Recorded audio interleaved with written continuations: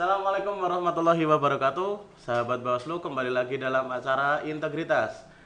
Informasi tentang demokrasi berkualitas bersama saya, host yang baru saja ditunjuk tadi malam, Afif Septian Irka Cahya, ditemani oleh Bapak Oki Pitoyo Laksono selaku Koordinator Divisi Penyelesaian Sengketa. Selamat pagi Bapak Oki. Selamat pagi Mas Afif. Pagi. Selamat pagi sahabat Bawaslu. Gimana kabarnya Pak Oki, sehat? Alhamdulillah Mas Afif sehat selalu. Anak-anak keluarga di rumah sehat Pak ya? Ya, sehat walafiat. Covid gimana nih Pak? Covid untuk Semarang kita prihatin ya, semakin memerah juga banyak pengetatan dari jalan-jalan terutama fasilitas di Kota Semarang Mas Afif. PPKM ini Pak sampai tanggal 20 Juli gimana? Ada pengaruhnya nggak buat hidup Pak Oki atau bahkan menambah waktu istirahat Pak? Ya, untuk tugas-tugas dari kita Bawaslu kita penyesuaian ya, ada WFH 100% kita termasuk, kemudian juga untuk aktivitas kita juga mencoba patuh pada regulasi yang ada untuk tidak kalau tidak berkepentingan sekali tidak untuk keluar Pak. Gitu Mas Afif. Tapi emang terbatasi Pak ya dengan PPKM ini terbatasi semua. Sangat terbatas. Terbatasi Pak. Ya. Apalagi saya jualan. Waduh. Ya sahabat Bawaslu, kali ini sudah dijelaskan tadi saya ditemani oleh Pak Oki Pitoyo Laksono selaku Koordinator Divisi Penyelesaian Sengketa. Kali ini program integritas kita akan membahas tentang dukungan Sekretariat Bawaslu Kota Semarang terhadap permohonan penyelesaian sengketa dalam proses pemilu. Nah, dalam Peraturan Presiden Nomor 68 Tahun 2018 diatur bahwasanya Sekretariat Bawaslu Kabupaten Kota mempunyai tugas dukungan administrasi dan teknis operasional kepada Bawaslu Kabupaten Kota serta koordinasi dengan pemerintah daerah dan instansi terkait. Itu gimana Pak Oki maksudnya? Ya, kita mengingat kembali bahwa salah satu tugas dari Bawaslu dalam hal ini adalah bisa menangani penyelesaian sengketa ya. Kemudian dalam penyelesaian sengketa ini tentu kita tidak sendiri, tapi juga ada fungsi sekretariat sebagai tenaga pendukung. Tadi disebutkan Mas Afif, tenaga dukungan administrasi dan teknis operasional. Ya, bisa saya sebutkan bahwasanya di dalam penyelesaian sengketa itu kan ada suatu tahapan dari mulai penerimaan permohonan, kemudian nanti apabila sudah diregister, kemudian ada fungsi-fungsi administrasi apabila itu bisa diterima atau tidak, sudah lengkap atau tidak, itu adalah tugas dan fungsi yang dikerjakan oleh sekretariat. Kemudian juga nantinya ketika melangkah dalam suatu tahapan mediasi, tahapan adjudikasi, ada personil-personil dari sekretariat yang bertugas dalam mendukung penyelesaian sengketa yang ditangani oleh Bawaslu. Kira-kira begitu Mas Afif. Itu ada apa aja Pak komponennya dalam proses penyelesaian sengketa gitu? Ya, bisa kita sebutkan personil atau komponen yang bersifat tenaga pendukung ya dalam tahapan penyelesaian sengketa PSPP yang ditangani oleh Bawaslu. Yang pertama adalah tenaga atau staf petugas penerima permohonan, ya. Itu yang kedua adalah petugas operator SIPS. Ya. Kemudian yang selanjutnya adalah sekretaris majelis. Kemudian ada perisalah, notulen, kemudian petugas keamanan atau security, ada staf administrasi, staf dokumentasi dan asisten majelis. Itu sebagai gambarannya Mas Afif. Total ada sekitar 9 tenaga pendukung dari sekretariat yang mendukung dalam penyelesaian sengketa. Nah, sebelum masuk ke komponen-komponen itu Pak, ada sekitar 9 tadi kalau nggak salah Bapak telah disebutin. Saya ingin bertanya Pak, itu kan tadi dalam permohonan penyelesaian sengketa proses pemilu. Nah, untuk pemohonnya sendiri itu harus dari ormas kah atau bisa perorangan atau siapa Pak yang boleh untuk mengajukan proses sengketa ini? Iya. Seperti kita sebutkan dalam podcast beberapa waktu yang lalu, pemohon adalah pihak-pihak yang karena suatu keputusan dari penyelenggara pemilu dalam hari ini KPU merasa dirugikan kepentingannya. Nah, jadi dia bisa pasangan calon, kemudian dia bisa calon legislatif, kemudian parpol yang tidak lolos dalam penjaringan tahapan pendaftaran pemilu. Nah, karena dia merasa dirugikan kepentingannya, dia bisa menjadi pemohon. Yang penting itu ada kepentingan yang dirugikan sehingga dia mengajukan permohonan penyelesaian sengketa ke Bawaslu. Itu Mas Hafid. Jadi hanya untuk orang-orang atau kelompok yang ikut andil dalam pemilu. Kalau untuk pemilihnya saja nggak bisa, Pak? Tidak bisa, Mas. Tidak bisa ya. Berarti hanya untuk orang-orang yang karena Bawaslu kan bertugas sebagai lembaga yang dalam hal ini penyelesaian sengketa pemilu khususnya, gitu Mas. Khusus pemilu. Nah, kalau kita tarik ke belakang mundur Pak sedikit sebelum masuk ke 9 komponen tadi, waktu pemilu 2019 itu kan ada sengketa juga ya Pak ya, pemilihan presiden waktu itu. Orang itu dia mau masuk di sengketa itu, maksudnya mau masuk di antara penyelesaian sengketa itu harus orang-orang kayak paslon, calon legislatif gitu. Berarti kalau orang biasa gitu? Tidak bisa. Kalau jadi saksi Pak? Saksi enggak bisa. Pokoknya dia kepentingannya dirugikan. Dia mau jadi parpol nih daftar, ternyata dia nggak diloloskan. Caleg karena dia terindikasi korupsi, dia tidak diloloskan, kan dia dirugikan. Makanya dia, kenapa aku ora mbok luluske? Nah, ini adalah mekanisme untuk itu. Kita layak lulus apa layak tidak diloloskan. Kalau kira-kira jangan berpikir di luar pemilu. Itu hanya khusus pemilu. Khusus pemilu. Iya. Oke. Saya pikir gini Pak, jadi orang itu bisa masuk, ternyata pemikiran saya salah selama ini. Iya, hanya pemilu. Saya pikir even tukang es tebu atau tukang siomay bisa ikut sengketa pemilu, nggak bisa. Nggak bisa Mas. Ya, lanjut ke pertanyaan pertama, masuk ke pertanyaan yang dia sudah disebutin Pak Oki tadi, ada 9 komponen. Disebutin tadi yang pertama itu ada petugas penerima permohonan. Ya. Nah, itu siapa Pak petugas penerima permohonan dan apa tugasnya? Ya. Jadi menjawab pertanyaan Mas Afif, siapa petugas penerima permohonan? Dalam hal ini adalah personil dari Bawaslu Kabupaten Kota yang ditunjuk dituangkan dalam suatu SK oleh Ketua Bawaslu Kabupaten Kota sebagai personil yang bertugas sebagai petugas penerima permohonan. Ya. Personil Bawaslu. Iya, personil itu harus karena dari sekretariat kan Staf nggak boleh. Ya, ada sepanjang dia ditunjuk oleh Ketua Bawaslu Kabupaten Kota, dia bertugas sebagai seperti tadi, ada yang petugas penerima permohonan, dia ditunjuk sebagai notulen, dia ditunjuk sebagai misalnya karena kita bicara sebagai petugas penerima permohonan, dia harus yang ditunjuk dalam suatu SK oleh Ketua Bawaslu Kabupaten Kota. Kemudian apa tugasnya? Yang pertama adalah kita pahami dulu. Jadi permohonan itu seperti pernah saya sampaikan, permohonan itu bisa dilakukan secara langsung atau tidak langsung. Nah, kalau langsung ini berarti pemohon atau kuasa hukumnya datang ke kantor Bawaslu Kabupaten Kota. Ya, kalau tidak langsung dia bisa melakukan permohonan melalui aplikasi SCPS. Nanti bisa kita jelaskan selanjutnya. Yang pertama adalah petugas penerima permohonan, dia ketika pemohon datang langsung ya, kita bicara langsung dulu Mas.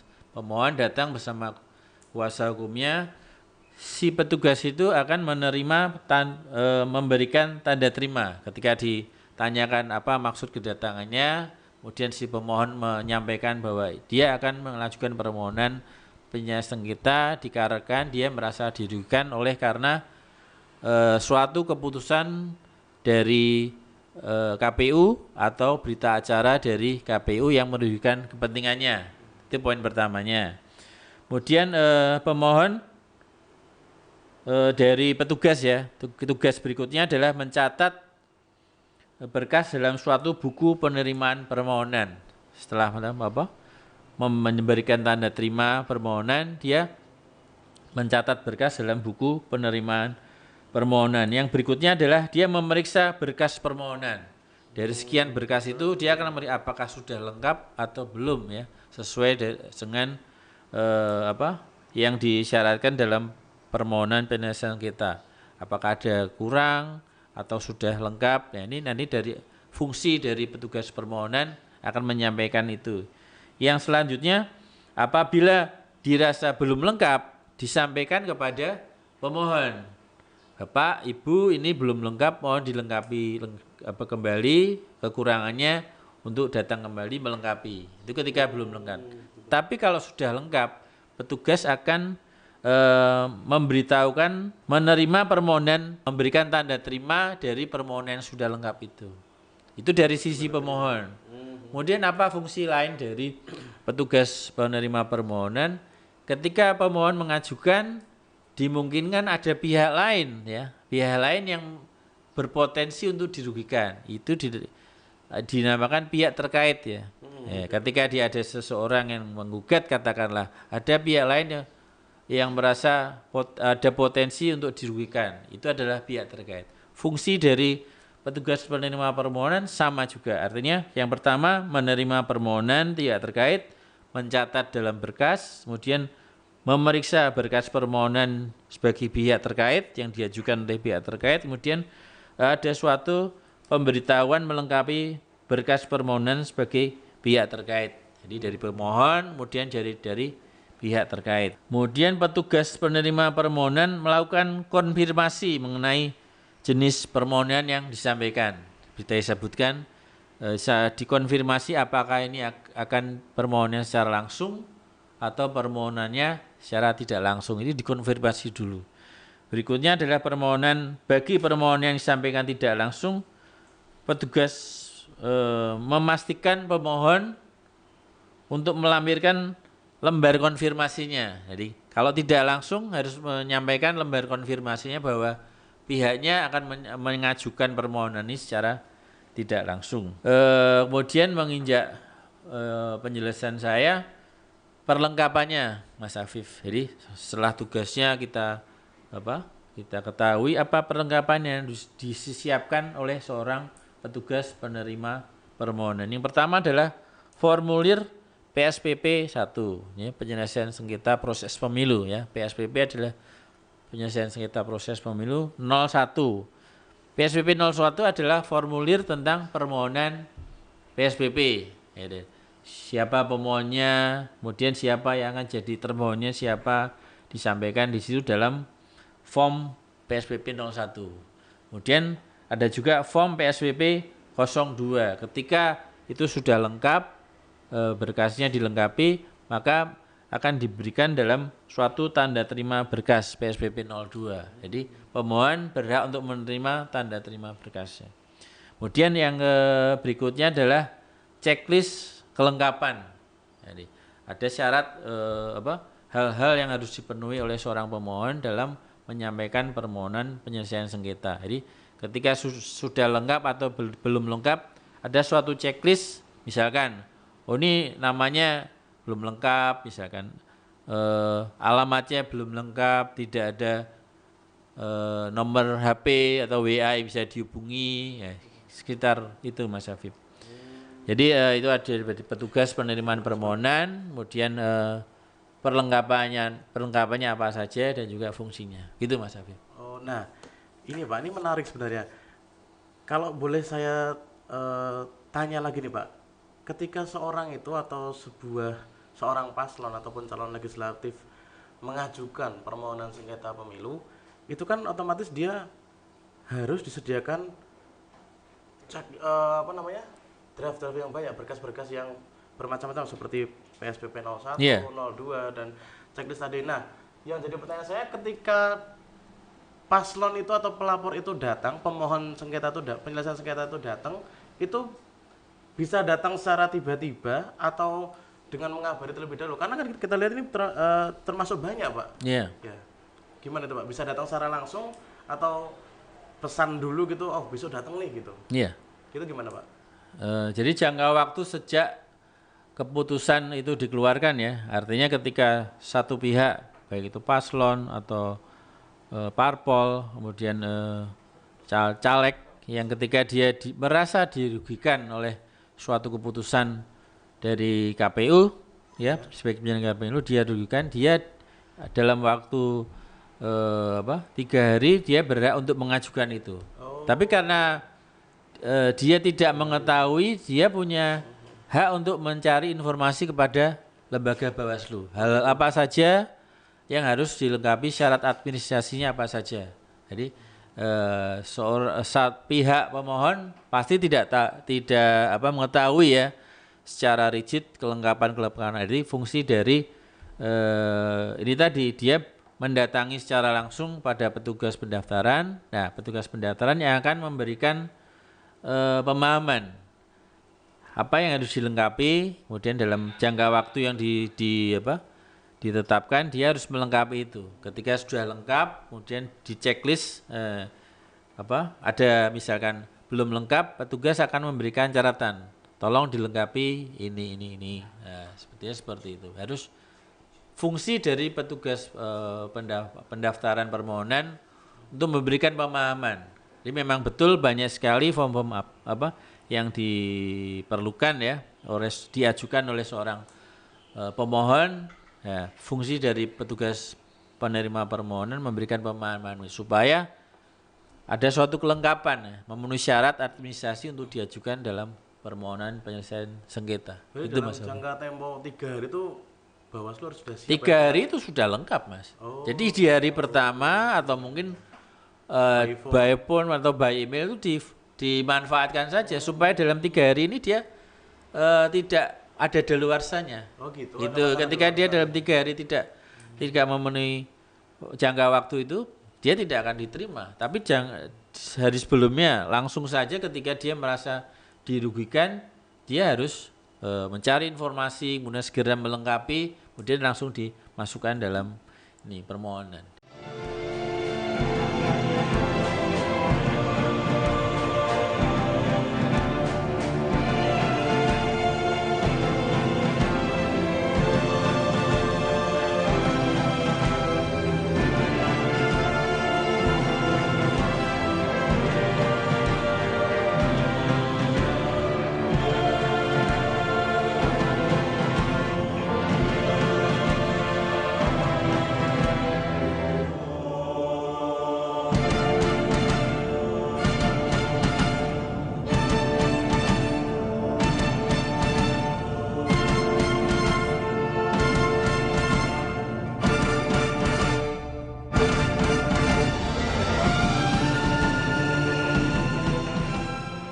Itu Mas. Nah, tadi disinggung juga Pak ada permohonan langsung dan tidak langsung. Itu gimana maksudnya Pak? Ya. Jadi kalau permohonan tadi yang saya sampaikan secara garis besar adalah permohonan langsung. Iya, langsung. Ya, kemudian ada juga Bawaslu memberikan suatu alternatif yang lebih memudahkan. Kemudian juga kalau di Kota Semarang kan mungkin kita bersyukur ya segala prasarana mungkin ada, tapi bagaimana yang di luar Jawa ya, ketika mereka tinggal di jauh dari kantor Bawaslunya, kemudian juga ada hal-hal yang kemudian dimungkinkan untuk para pihak bisa mengajukan permohonan secara tidak langsung. Jadi melalui aplikasi namanya Sistem Informasi Penyelesaian Sengketa. Oh, SIPS. SIPS. Kok tahu Mas S nya Pak? Sistem Informasi Penyelesaian Sengketa. P-nya penyelesaian. Saya kira P-nya Pito. Oh, saya itu malah. Alhamdulillah. Sudah bangga saya Iya. Soalnya teman-teman. Saya kira S-nya Septian malah. Enggak tahu saya. Yang jelas lanjut ke SIPS tadi Pak Oki ya. SIPS itu sebuah aplikasi yang bisa digunakan pemohon untuk mengajukan permohonan secara tidak langsung. Iya. Iya, jadi gimana Pak Oki SIPS? SIPS ya tadi saya sebutkan satu aplikasi untuk pemohon mendaftarkan permohonannya secara tidak langsung melalui online. Ya, itu untuk mensiasati dalam rentang waktu yang sempit itu supaya bisa mempercepat permohonannya masuk. Tapi perlu diingat bahwa memang permohonan secara tidak langsung, tetapi untuk segala berkas bukti-bukti, daftar bukti dan lain sebagainya, kelengkapan berkas tetap harus disampaikan secara langsung kepada petugas penerima permohonan. Ya tadi sekretariat dari Bawaslu tadi. Walaupun tidak langsung tetapi harus ada kelengkapan berkas dalam mengajukan permohonan. Gitu Mas. Oke. Nah, untuk operatornya juga berarti ditunjuk oleh sekretariat ya Pak ya? Iya, Oleh petugas. staf ya. Iya. Nah, di Bawaslu kan ada 2 staf Pak, staf teknis sama staf pendukung. Nah, staf pendukung ini boleh nggak jadi petugas operator SIPS? Kalau menurut saya itu tidak boleh Mas Afif. Jadi yang diperkenankan, jadi tadi sekretariat kan ada yang dari ASN. Oh gitu. ASN itu nanti wajib sebagai asisten sekretariat adjudikasi. Dia wajib sebagai sekretariat, kan nanti saya jelaskan ya, dia sebagai, kalau di persidangan kan sebagai panitranya, jadi yang akan memfasilitasi segala persidangan adjudikasi permohonan sengketa itu dari yang sekretariat di Bawaslu. Mengenai tenaga teknis tadi, itu nanti akan masuk sebagai tadi ada notulen, perisalah, kemudian staf administrasi. Jadi kalau yang tenaga pendukung saya kira tidak bisa Mas, karena nanti fungsinya lain. Ya. Nah, itu untuk SIPS Pak ya. Jadi SIPS ini teman-teman adalah sebuah aplikasi yang bisa digunakan oleh para pemohon. Jadi untuk mengajukan permohonan secara tidak langsung gitu Pak. Oke, benar ya?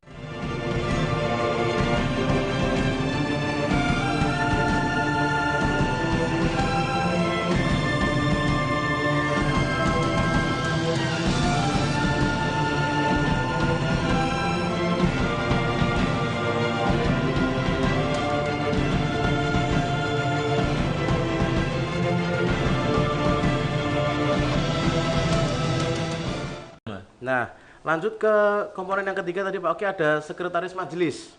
Nah, sekretaris majelis ini siapa Pak? Apakah staf Bawaslu yang non PNS itu boleh jadi sekretaris majelis ataukah harus anggota Bawaslu? Kemudian tugasnya juga apa Pak? Jadi kalau untuk sekretaris majelis dia adalah wajib seorang ASN Mas. Oh, ASN. Nah, karena dia saya sebutkan jadi ada, kalau di sekretariat ada kasek atau korsek ya. Nah, dia kepala sekretariat. Nah, dia dalam dukungan sekretariat untuk penyelesaian sengketa ini, dia akan didudukan sebagai sekretaris majelis, sekretaris adjudikasi, sekretaris persidangan. Apa tugasnya? Yang pertama adalah dia akan menyiapkan ruangannya. Nah, jadi yang nyiapin Pak kaseknya. Saya belum selesai Mas. Oh iya. Artinya menyiapkan ruangan adalah kalau Bawaslu Kota Semarang, alhamdulillah kita punya. Oh iya. Tapi bagaimana dengan kabupaten kota lain yang ketika dia kantornya tidak punya sarana pendukung ruangan? Fungsi dari sekretaris majelis itu mencarikan tempat. Bisa jadi dia di luar. Di luar dia bertanggung jawab untuk mencarikan tempatnya, apakah di aula mana, di aula Pemkot atau Pemkap yang mana yang diperkenan. Itu tidak harus di ruangan. Iya, sepanjang memungkinkan nggak masalah. Tapi kalau memang di kantor Bawaslunya tidak memungkinkan, tidak mencukupi, dia harus mencarikan tempat yang representatif. Itu dalam ruangannya. Harus indoor Pak ya, maksudnya? Iya, harus indoor. Nggak boleh terbuka untuk umum gitu? Nggak boleh. Emangnya sepak bola Mas? Waduh. Bukan tarkam ya. Oke, selanjutnya adalah selain ruangan adalah perlengkapan. Ya, perlengkapan misalkan ada dokumentasi, kemudian perlengkapan sidang, kemudian juga sarana laptop dan lain sebagainya. Kemudian administrasinya, tadi form-formnya harus dilengkapi. Dia fungsinya mengkoordinasi, form-formnya harus lengkap, kemudian tanda terimanya, berkas dan lain-lain harus lengkap. Itu harus dikoordinasikan dengan semua staf pendukung. Siapa saja staf pendukung dari sekretaris majelis ini? Bisa saya sampaikan ada asisten adjudikasi, notulen, perisalah, kemudian petugas keamanan. Itu adalah personil-personil yang wajib dikoordinasikan oleh seorang sekretaris majelis. Jadi tugasnya sebagai pengkoordinir dari fungsi dukungan sekretariat ini. Selanjutnya dia bertugas mengikuti seluruh proses adjudikasi. Jangan sampai persidangan pertama dia ikut, persidangan berikutnya dia izin. Tidak boleh. Dia harus full. Dia harus full dari awal sampai selesai, hari pertama sampai hari terakhir. Dia wajib untuk mengikuti seluruh proses adjudikasi. Kalau misalnya nggak ikut salah satu harinya, Pak? Ya wajib, Mas. Ini fardu ain, Mas. Fardu ain, bukan wajib. kifayah, Pak, ya? Jadi tidak, Mas. Jadi dia wajib untuk mengikuti seluruh proses persidangan. Lanjut ya, Mas ya. Lanjut, silakan. Nah, dalam proses persidangan ketika sudah dimulai, baik itu nanti mediasi atau adjudikasi, dia wajib membacakan tata tertib. Ya. Dalam persidangan adjudikasi ada tata tertibnya, Mas, yang harus dipenuhi oleh pemohon, para pihak ya, pemohon, termohon, kemudian dalam adjudikasi oleh para pengunjung dan juga pers. Itu hal-hal yang tata tertib harus diberi. Misalkan pakai baju yang sopan, kemudian pakai tidak boleh membawa senjata tajam dan lain sebagainya. Celurit, golok nggak boleh, Nggak boleh, Pak, ya? Mas. Kemudian meminta para pihak dan pengunjung sidang untuk berdiri saat majelis memasuki ruangan. Itu fungsi dari sekretaris majelis. Majelis, ya. Para pengunjung diharapkan berdiri karena majelis persidangan akan memasuki ruangan. Nah, masuki ruangan semua berdiri. Ketika majelis sudah menempati meja dan kursinya, majelis kemudian duduk. Sekretaris majelis akan memberikan silahkan untuk duduk kembali. Nah, itu fungsi dari sekretaris majelis. Lebih ke pemandu acara, Pak, ya? Iya, dia memimpin, mengkoordinir. acara. Iya, memimpin sebelum sidang diambil alih oleh ketua majelis. Jadi fungsi-fungsi dari sekretaris majelis seperti itu. Kemudian berikutnya ketika meninggalkan ruangan juga seperti itu. Persidangan sudah selesai, ditutup oleh majelis persidangan. Sekretaris majelis akan memberikan aba-aba seperti itu lagi. Dipersilakan berdiri, majelis meninggalkan ruangan, bahwa persidangan selesai akan dilanjutkan di hari berikutnya. Jadi itu fungsi dari sekretaris majelis. Ingat ya. Itu tugas, fungsi, kemudian juga dari seorang sekretaris majelis. Kemudian ada juga larangan dan kewajibannya, Mas. Itu yang bacanya juga sekretaris majelis? Iya, bukan dibacakan, dalam arti sebagai seorang sekretaris majelis yang tadi ada larangannya. Jadi yang pertama adalah sekretaris majelis dilarang berkomunikasi terkait substansi di luar adjudikasi, ya, dengan pemohon, termohon, pihak terkait, saksi, kemudian juga ahli terkait dengan objek sengketa yang diperiksa. Ngobrol santai itu nggak boleh? Iya, artinya dia harus betul-betul tidak artinya tidak boleh membicarakan hal-hal mengenai materi persidangan. Oh, nggak boleh ngomongin. Iya, artinya walaupun dia kenal sekalipun, dia harus membatasi dirinya. Ya. Even itu orang tuanya, Pak? Iya, artinya hal-hal itu harus betul-betul dipahami supaya persidangan adjudikasi ini benar-benar kredibel. Artinya pihak-pihak baik itu majelisnya maupun staf-staf ini, tenaga sekretariat pun betul-betul menjaga kerahasiaan itu. Kemudian yang berikutnya wajib merahasiakan ya, atau memberitahukan materi putusan kepada setiap orang, ya, tentang putusan yang nanti akan dibacakan. Sepanjang itu belum dibacakan, tidak boleh aja sifatnya membocorkan karena yang tahu kan hanya majelisnya. Tidak bisa misalkan ditanya dan membocorkan, padahal itu tidak mungkin karena persidangan itu hasil putusannya akan disampaikan di hari terakhir dari persidangan. Jadi fungsi dari sekretariat wajib merahasiakan itu semua. Mohon maaf, saya potong sedikit. Karena ini sifatnya rahasia. Tadi Pak Oki kalau saya nggak salah dengar ya, itu ada pers juga yang masuk. Benar Iya. nggak, Pak? Boleh? Pers boleh. Kalau di persidangan adjudikasi boleh. Dia kan wajib sebagai pewarta dia memberitakan jalannya persidangan. Oh, jalannya persidangan Iya, aja. Cuman hasilnya nggak boleh hasilnya dikasih tahu. pasti akan disampaikan di hari terakhir dalam iya, putusan. hari Iya. Oh, iya. Oke, Seperti oke, itu. oke. Berarti Yang berikutnya ada lagi, Mas. silakan Om, masih ada, Pak. Sekretaris dapat memberikan informasi terkait prosedur. Ya dia boleh. Kalau tadi terkait materi, substansi itu tidak boleh. Tapi kalau prosedurnya seperti apa, Pak Sekretaris Majelis, dia boleh memberitahukan. Proses adjudikasi juga boleh. Prosedur, proses adjudikasi, jadwal. Jadi misalkan ketika salah satu pihak nggak hadir, dia bisa ditanya, hari berikutnya kapan? Hari ini, kapan? Disampaikan. Jadi yang boleh diberikan informasinya adalah prosedur, proses adjudikasi, tahapan-tahapannya seperti apa, kemudian juga jadwal pada pemohon, termohon, pihak terkait, saksi dan lain. Dia bisa memberikan informasi. Gitu Mas Afif. Oh, nah, sebelum ke pertanyaan selanjutnya nih Pak, dari tadi ada kalimat yang terus-menerus diulang yang saya juga bertanya-tanya. Sebenarnya adjudikasi, bener Pak ya, adjudikasi itu artinya apa Pak, adjudikasi itu sebenarnya? Ya, kalau Mas Afif mengetahui persidangan, Ya. nah itu adalah kira-kira seperti itu.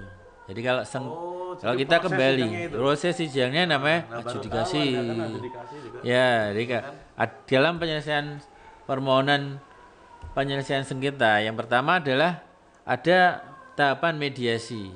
Ya, tahapan yang pertama adalah mediasi. Kedua pihak dipertemukan sebisa mungkin dalam suatu perdamaian. Jadi dua pihak apakah bisa menerima, apakah bisa menerima proposal perdamaian dari salah satu pihak, dari pemohon, kemudian termohon apakah menerima. Ketika salah satu pihak tidak bisa menerima, artinya mediasi itu kan gagal. Gagal oleh karena itu dilanjut dalam suatu tahapan namanya adjudikasi, persidangan. Iya. Adjudikasi itu maksudnya. Iya, Cara jadi kalau gampangnya apa ya, iya, adjudikasi? kalau mediasi itu hanya para pihak, tidak ada pengunjungnya. Oh, kalau adjudikasi Kalau adjudikasi boleh dihadiri pengunjung, supporter, pers tadi boleh. Tapi kan ya dibatasi, apalagi dalam situasi seperti ini mungkin tidak boleh dibatasi apa berarti pengunjungnya. simpatisan gitu boleh ikut Pak? Sepanjang ruangannya memungkinkan, saya kira itu diperbolehkan. Ruangan satu gor gitu bisa Pak? Simpatisannya banyak gitu bisa Pak? Ya kembali lagi tadi, misalkan dari sekretaris majelis, Sekretariatnya ya? iya, Oh, mau iya, menyediakan ruangannya yang memungkinkan yang seluas itu, tidak masalah. Tapi kalau ternyata yang diberikan adalah ruangan yang terbatas, saya kira Sesuai kita dengan harus ruangannya, Pak, ya? menyesuaikan ruangan.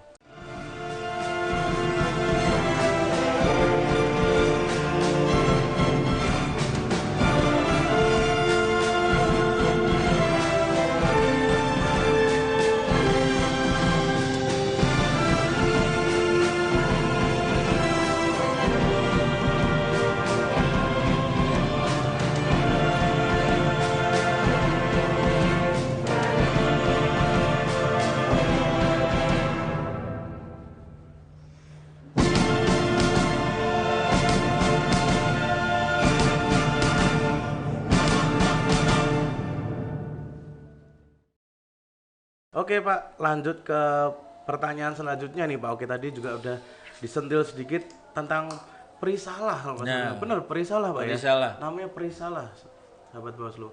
Jadi apa ini Pak? Perisalah ini apa? Tugasnya juga apa? Perisalah itu apa? Terus siapa perisalah ini? Tugasnya apa Pak? Iya. Saya juga mau menyinggung Mas Afif nih. Kalau dalam agama Islam, risalah itu seperti apa, Mas? Perisalah itu Ya, yang saya tahu risalah adalah dalam agama Islam ya, adalah tugas kerasulan dan ajaran dari Allah Subhanahu wa taala atau apa yang dibawakan oleh Rasul dari Allah Subhanahu wa taala yang harus disampaikan kepada manusia. Nah, kita menyinggung dulu. pesan berarti? Iya, menyampaikan pesan, tugas kerasulan. Ada lagi pengertian lain dari risalah, Mas. apa Pak? Kalau Mas Afif pernah dengar kantor lelang KPKNL, pemenangnya akan mendapat risalah lelang. Surat lelang. Iya, sebagai bukti dia sebagai pemenang lelang. Mas Afif suka Dewa 19? Suka, Itu Pak. ada risalah hati Tapi juga, Mas. hati-hati, Pak, jangan tambah sah. Kenapa? Dewasa. Oh ya, dewasa 19. Itu itu risalah hati, itu lagu, Mas. Nah, kita kembali kepada bahasan kita kali ini. Tapi sebelum itu Pak, risalah itu memang dari bahasa Arab rosa layar silu artinya memang surat, Pak. Iya. Saling menyurat. Rosa Iya. layar silu risalatan. Pondok dulu. Oleh karena itu menjadi relevan dalam pengertian perisalah Memang dalam bahasa serapan, Pak, ya. sebagai tugas dari fungsi dukungan, fungsi pendukung dari sekretariat. Jadi tugasnya adalah seorang perisalah itu mengikuti seluruh proses adjudikasi. Kembali lagi dia harus mengikuti seluruh proses, jangan sampai terlewat.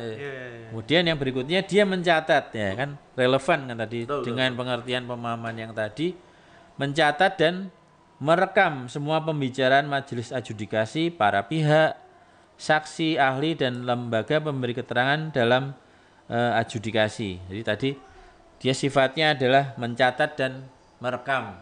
Supaya apa? Supaya betul-betul dia menuliskan nanti dalam putusan akhirnya pertimbangan-pertimbangan dari majelis adalah betul-betul menggambarkan apa yang dalam fakta persidangan, Mas. Jangan sampai terlewat sedikit pun, ada fungsi mencatat, ada fungsi merekam. Selanjutnya ada larangan dan kewajiban dari seorang perisalah. Ya. Kurang lebih sama dengan tadi sekretaris majelis, ya. Itu ada larangan dan kewajibannya bahwa dia dilarang berkomunikasi di luar sidang adjudikasi dengan pemohon, termohon, pihak terkait, saksi, ahli terkait dengan materi-materi adjudikasi. Nah, itu dia dilarang berkomunikasi, ya, walaupun dia kenal, tapi dia harus membatasi, tidak melakukan komunikasi itu. Selanjutnya, Pak, ya, dia wajib merahasiakan hasil adjudikasi dan atau materi putusan kepada setiap orang sebelum putusan dibacakan. Ya, sebelum putusan dibacakan dia tidak boleh berkomunikasi memberikan merahasiakan hasil adjudikasinya kepada setiap orang sebelum putusan dibacakan. Kemudian sebagai seorang perisalah dia harus mempunyai perlengkapan, Mas. Nah, sebagaimana seorang mencatat, merekam, yang harus disiapkan yang terutama adalah alat bantu elektronik atau aplikasi penunjang, ya. Kalau mencatat artinya dia punya suatu, kan di seorang majelis pemeriksa kadang pembicaranya terlalu cepat mungkin atau terlalu lirih gitu.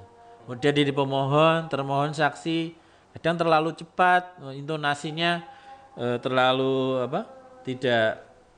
tidak terdengar, tapi dengan fungsi teknologi sebagai alat bantu elektronik itu dia dimungkinkan bisa merekam atau supaya tadi betul-betul apa yang dituangkan dalam materi putusan adalah apa yang disampaikan dalam fakta persidangan, tidak terlewat sedikit pun. Kemudian juga tentu saja laptop, kemudian alat-alat aplikasi penunjang untuk menunjang sebagai dia seorang perisalah. Gitu, Mas. Gitu, okay.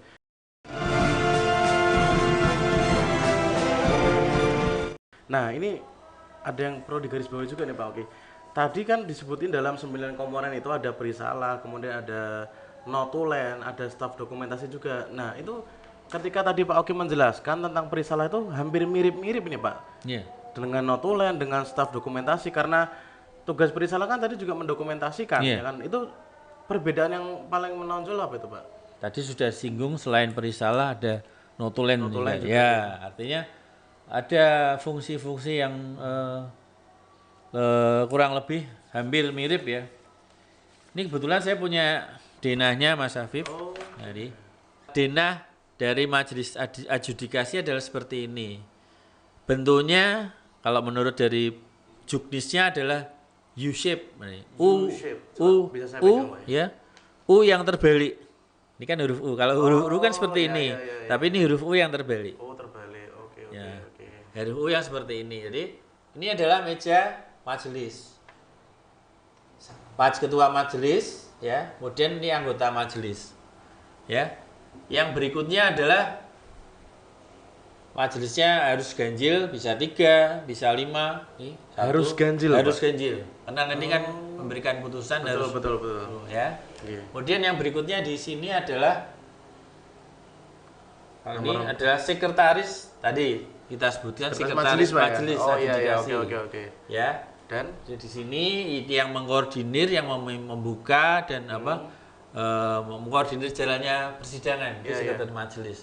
Kemudian dia berdampingan dengan notulen. sampingnya sekretaris majelis notulen. notulen. Ya, ini Iya, notulen. Kemudian yang di sisi sini adalah perisalah. Oke, perisalah ada di sini, sisi sebelah sini. Dia yang tadi tugasnya itu tadi mencatat dan merekam.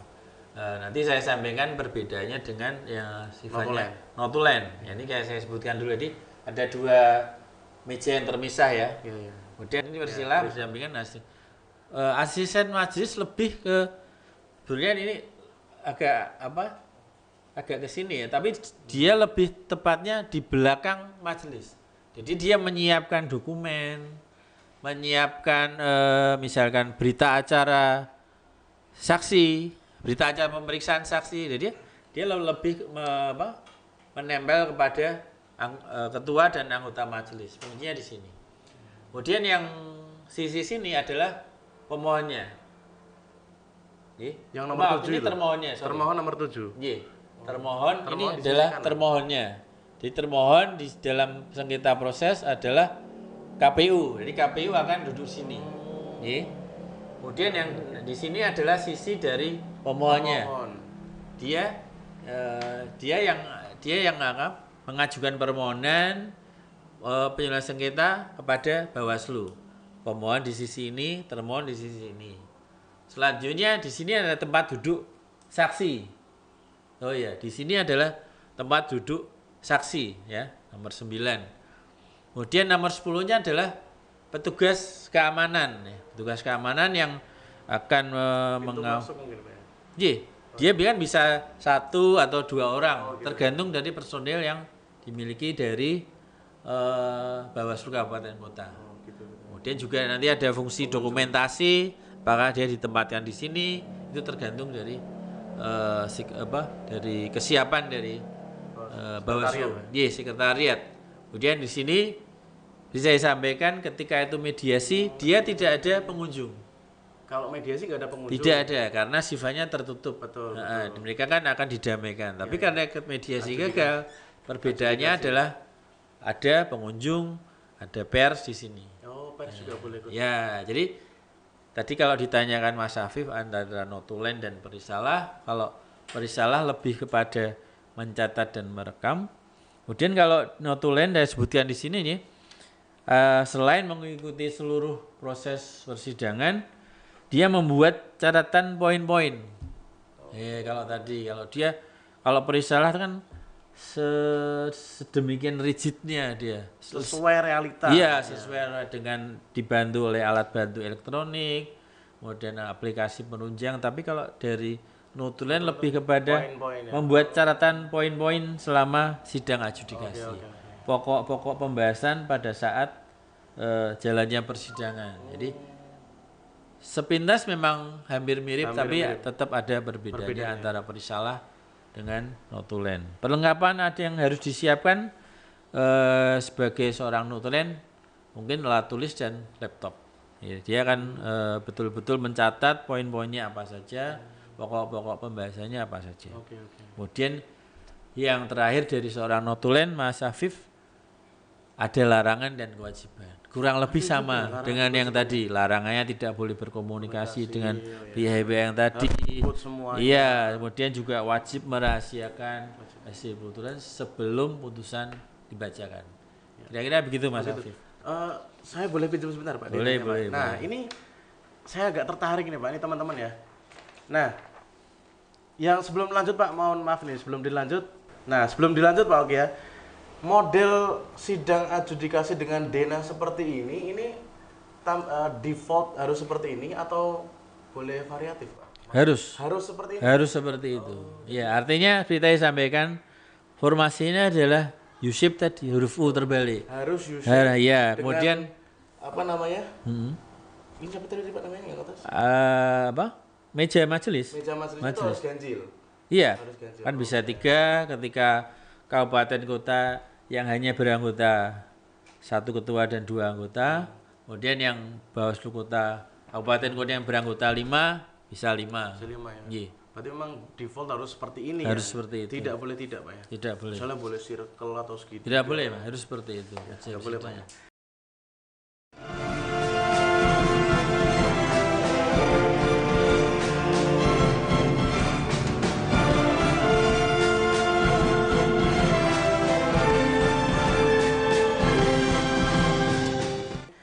Selanjutnya setelah tadi udah disinggung perisalah kemudian nyambung ke notulen, nah staf dokumentasi Pak. Staf dokumentasi kan juga ada tadi, ada perisalah, notulen, kemudian staf dokumentasi. Nah staf dokumentasi ini perbedaannya Pak, tadi kan sudah dijelaskan kalau perisalah itu memang mencatat semua kejadian secara real. Ya. Bahkan kalau bisa gerak-geriknya semua dicatat Pak ya. Nah kalau notulen itu hanya poin-poinnya saja. Nah kalau staf dokumentasi Pak, Ya. Jadi apakah kalau semuanya diambil fotonya? seperti yang disebutkan dalam petunjuk teknis dari dalam permohonan penyelesaian sengketa, staf dokumentasi itu tugasnya adalah melakukan perekaman proses adjudikasi. Kira-kira seperti ini dari teman-teman yang merekam kegiatan kita siang hari ini. Jadi dalam persidangan dari awal dibuka, kemudian jalannya persidangan, dia akan merekam, jadi kamera statis misalkan. Jalannya persidangan mulai dibuka, kemudian kemudian hakim akan menawarkan apa yang disampaikan pemohon, apa yang disampaikan termohon. Staf dokumentasi akan merekam itu semua dalam kamera atau video. Itu fungsi dari staf dokumentasi dalam bentuk video atau rekaman suara. Jadi Voice recorder juga voice betul recorder berarti, artinya itu yang akan menjadi arsip dalam persidangan. Bisa jadi ketika majelis membutuhkan apa yang kemarin disampaikan oleh saksi misalkan, bisa diputar lagi. bisa dibuka oleh staf dokumentasi. Ini Pak sampaikan. Nah itu fungsi dari staf dokumentasi. Kemudian fungsi berikutnya adalah bertugas menyimpan hasil rekaman. Ya, seperti tadi, ketika dia sudah menyimpan, ternyata majelis berkepentingan. Nah, ternyata fungsi dari menyimpan dengan sebaik-baiknya itu akan disampaikan kepada majelis untuk diputar supaya benar-benar apa yang disampaikan dalam fakta persidangan itu menjadi pertimbangan dari majelis sebelum memberikan putusan. Kemudian itu tadi ada larangan juga, ada kewajiban juga kurang lebih sama dari seorang staf dokumentasi.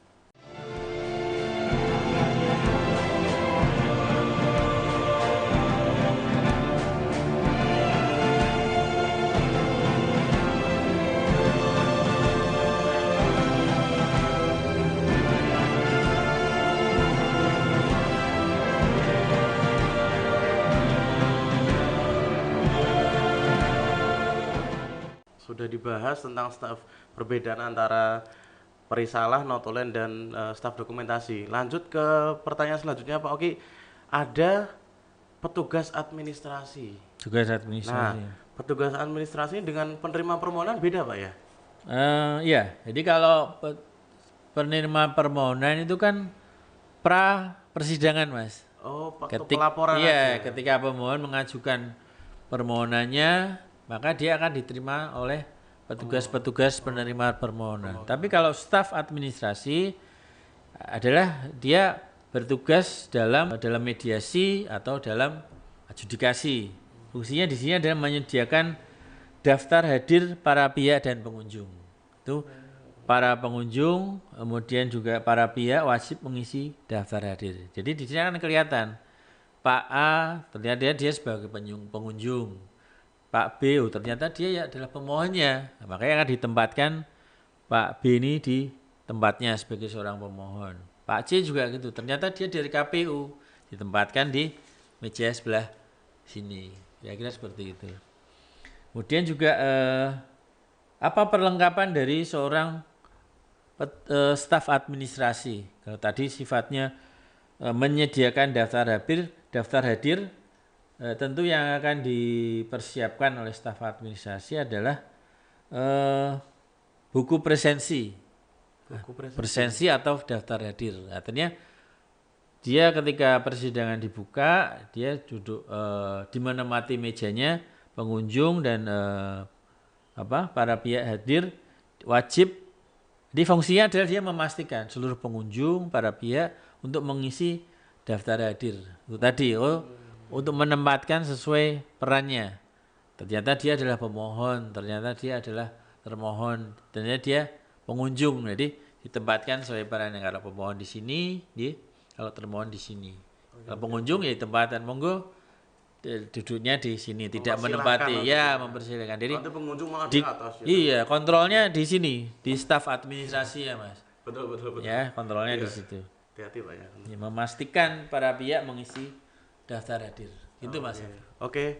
Nah, selanjutnya Pak, tadi udah petugas administrasi, jadi mengkondisikan ruang sidang gitu Pak ya, mengkondisikan biar semua sesuai dengan tempatnya, jangan staf administrasi ke staf dokumen. Iya, sesuai nih tempat duduknya saja. Sesuai dengan denahnya Pak. Iya.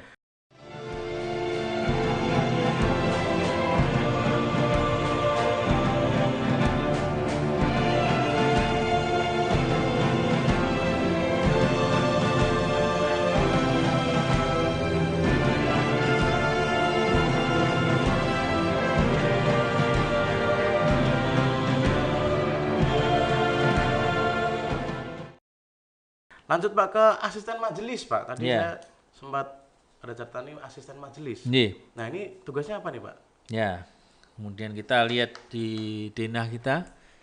Kalau tadi ada sekretaris majelis, sekretaris adjudikasi, sekretaris presiden. Yang kita bicarakan adalah asisten majelis. Duduknya adalah di sisi sebelah ini atau lebih tepatnya lebih dekat, lebih ke belakang dari meja persidangan, di belakang dari ketua dan anggota majelis. Fungsinya apa? Tugasnya apa? Yang pertama adalah dia membantu pimpinan majelis, membantu anggota majelis dalam memimpin jalannya adjudikasi. Dia membantu jadi dalam persidangan ini nanti fungsi dan tugas dari seorang asisten majelis. Kemudian yang kedua, dia menyiapkan materi terkait objek yang disengketakan.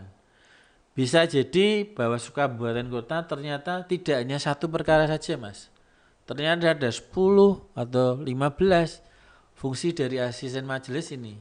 Nomor 01 misalnya. Jangan sampai yang disiapkan adalah 02. Atau yang nomor perkara 15. Jadi adalah tanggung jawab dari seorang asisten majelis. Jadi dia menyiapkan materi terkait dengan objek yang disengketakan. Jadi dia supportnya ketua majelis Pak ya? Iya, betul-betul dia yang menyiapkan berkas-berkasnya supaya tidak tertukar dengan perkara yang lain. Kemudian dia menyusun ketika sidangan sudah berjalan menginjak akhir ya dari persidangan, tugasnya adalah menyusun rancangan putusan. Dia sudah mulai membuat rancangan putusannya nih. Iya, fakta persidangan, kemudian pertimbangan dari hakim berdasarkan apa yang dicatat oleh notulen, perisalah. Fungsi dari seorang asisten majelis adalah menyiapkan itu semua. Merangkum itu, dia menyiapkan dari suatu rancangan putusan. Kemudian perlengkapan dari seorang asisten majelis ya tadi sampaikan. Yang pertama dia adalah menyiapkan dokumen dan perundang-undangannya. Jadi dokumennya tadi misalkan daftar bukti tadi ya, daftar bukti bahwa si pemohon ini berdasarkan SK atau berita acara nomor sekian dari KPU Kabupaten Kota. Nah, asisten majelis itu menyiapkan itu bukti dan daftar buktinya disampaikan kepada majelis. Ya, kemudian selain itu menyiapkan perundang-undangannya. Nah, supaya hakim bisa tidak lepas dari rule-nya, dari perundang-undangannya itu. Oh, dia mengacu pada undang-undang ini. Kemudian dia juga menyiapkan daftar pertanyaan kepada para pihak. Nah, jadi dari majelis, dari asisten majelis itu juga bertugas menyiapkan daftar pertanyaan.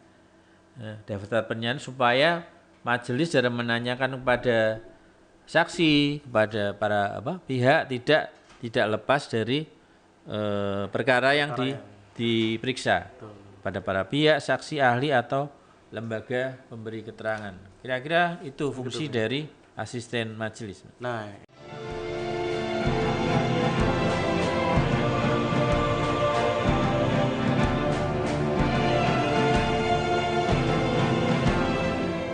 ini sudah ada 8 yang dari 9 komponen sudah dibahas 8 teman-teman ya. Nah, yang terakhir Pak, dari 9 komponen tersebut ada petugas keamanan, Pak. Iya. Petugas keamanan itu fungsinya apa, Pak? Petugas keamanan? Ya, seperti layaknya suatu kegiatan atau persidangan dalam hal ini kan kalau kulihat di kejadian di beberapa kabupaten kota seringkali ada ketidaktertiban itu. Pernah ada? Yo, kalau kita sering baca informasi atau berita di kabupaten lain seperti tadi saya sebutkan, ternyata bukan tidak menutup kemungkinan membawa supporter. Tetapi kan harus menyesuaikan dengan ruang sidangnya. Atau supporter yang bawa senjata tajam. Iya, fungsi dari petugas keamanan adalah itu. Jadi yang pertama adalah dia bertugas menjaga keamanan majelis adjudikasi saat menuju, saat persidangan, dan saat meninggalkan ruang sidang. Itu salah satu fungsinya. Dia harus menjaga keamanannya. Jadi majelis sebelumnya ketika dibuka oleh sekretaris majelis, majelis akan berada di ruang transit terlebih dahulu. Dari ruang ketika sudah ada kode dari sekretaris majelis, petugas keamanan akan menjemput ketua dan anggota majelis. Dijemput dulu, Pak. Dari ruang transit. Ya kan dari ruang transit, bukan gitu. Dari rumah, Mas. Waduh. Dari ruang transit. Kemudian dipersilakan, Pak, itu akan sidang segera dimulai. Kemudian dipersilakan petugas keamanan menjaga keamanan dari ruang transit ke sidangan. Nah, kalau itu fungsi dari rumah repot, Pak. Iya, Pak. Enggak, soal tadi teman-teman Pak Oki bilang jemput dari rumah. Enggak Iya, mungkin ya, Pak. nggak Mungkin jemput dari rumah. Iya. Jemputnya dari ruang transit. Ruang santri, ya. Yang berikutnya dia bertugas mengatur ketertiban pengunjung, ya, baik di dalam maupun di luar. Bisa jadi bisa di dalam persidangan ada yang duduknya jegang, Mas.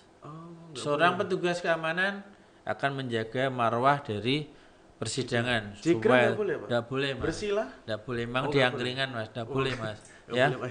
Seorang petugas keamanan harus Iya. memberikan untuk menjaga marwah dari persidangan. Kemudian ketika dia mencurigai seorang pengunjung atau mungkin dari para pihak membawa senjata tajam, dia berhak untuk memeriksa bawa apa saja, tasnya, iya kan tasnya dibuka, Mas. Dibuka. Tasnya, Pak ya? Tasnya dibuka. Bukan yang lain, Pak. Iya, siapa tahu bawa senjata tajam. Ya, apakah dia sanggup kebab? Kita nggak tahu. Nah, makanya dia harus diperiksa. Nah, yang berikutnya bertugas menjalankan perintah. Ya, dia kan dasarnya adalah perintah dulu. Misalkan dalam suatu adjudikasi ternyata adalah pihak yang tidak puas misalkan. Dia berteriak-teriak, meracau. Hakim merasa itu sangat mengganggu persidangan, dia memerintahkan petugas keamanan untuk mengamankan dulu. Artinya dia mengacaukan persidangan adjudikasi, petugas keamanan wajib untuk mengamankan, dibawa keluar dari ruangan.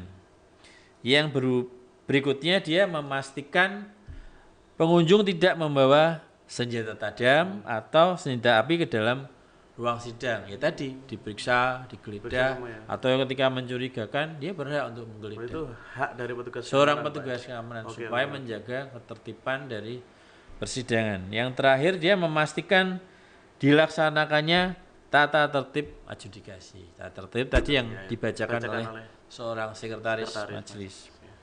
Kemudian larangan dan kewajibannya sama. Walaupun dia petugas keamanan, tapi dia juga wajib untuk mematuhi larangan-larangan. Tidak boleh membocorkan, tidak boleh berkomunikasi dengan para pihak selama sidang adjudikasi itu masih berjalan, belum ada putusan. Itu Mas Afif. Oh gitu. Nah, sudah lengkap teman-teman semua ya. Jadi sahabat Bawaslu sudah ada 9 komponen sudah lengkap dijelaskan oleh Pak Oki Pitoyo Laksono tentang bagaimana sih cara paslon ataupun calon legislatif yang dia tuh ingin mengajukan permohonan penyelesaian sengketa, Pak. Betul, Ya? Mas.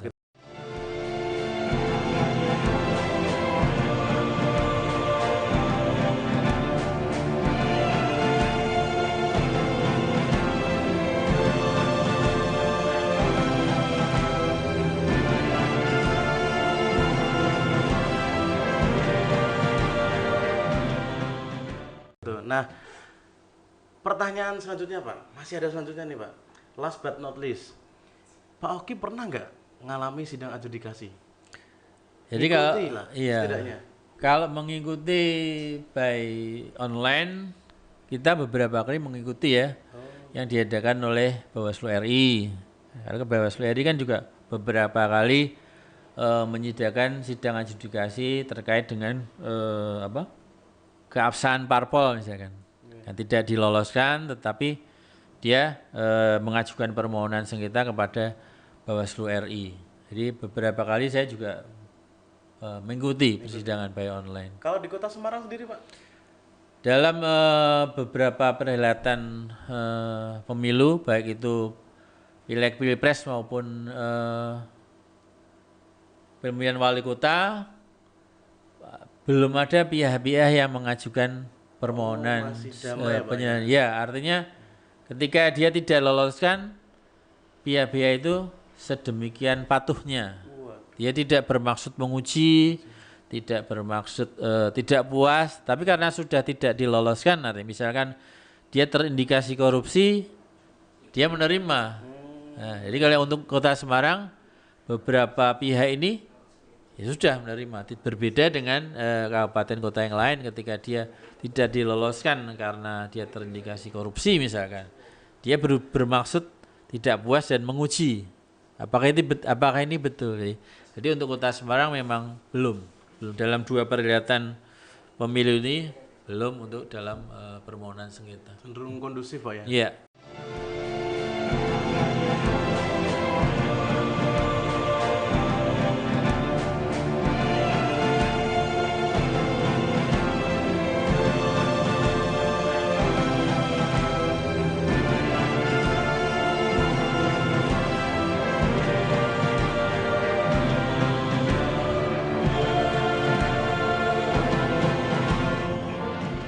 Oke Pak, terakhir closing statement buat sahabat-sahabat Bawaslu yang ada di manapun mereka berada Pak. Ya. Jadi untuk penutup dari kegiatan integritas kali ini, sebagai penutup, bahwasanya apa yang sudah kami sampaikan dalam podcast kita sebelumnya, dalam acara integritas sebelumnya tentang materi sengketa, bahwa itu adalah tugas dan fungsi dari Badan Pengawas Pemilu Bawaslu, terutama dalam tugas sebagai yang menyelesaikan sengketa proses pemilu. Integritas kali ini kita mengedepankan apa saja bentuk dukungan dari sekretariat dalam fungsinya dalam Bawaslu dalam fungsi penyelesaian sengketa proses pemilu. Sahabat Bawaslu, kita ajak, kita perkenalkan lebih dalam. Ternyata dalam fungsi penyelesaian sengketa proses pemilu tidak hanya dibebankan kepada majelis persidangan saja, tetapi ada fungsi sekretariat. Dalam hal ini adalah seperti tadi kita sebutkan, ada sekretaris majelis, perisalah, notulensi. Itu adalah support system dari tadi sekretariat dalam mendukung tenaga operasional dan tenaga pendukung dalam fungsinya dalam memeriksa permohonan sengketa proses pemilu. Makanya untuk lebih mengerti, lebih mendalami, insya Allah nanti dalam perhelatan pemilu berikutnya, sahabat Bawaslu lebih dan semakin paham, sehingga tidak ada lagi kesulitan, hambatan karena sudah belajar dari apa yang kita sampaikan pada integritas kali ini. Begitu Mas Hafid. Oke, demikian sahabat Bawaslu program integritas kita pada siang hari ini tentang dukungan sekretariat dalam permohonan penyelesaian sengketa proses pemilu yang telah dikupas tuntas, pecah belah oleh Bapak Oki Pitaloka Laksono selaku koordinator divisi penyelesaian sengketa Bawaslu Kota Semarang. Kita berikan aplaus teman-teman.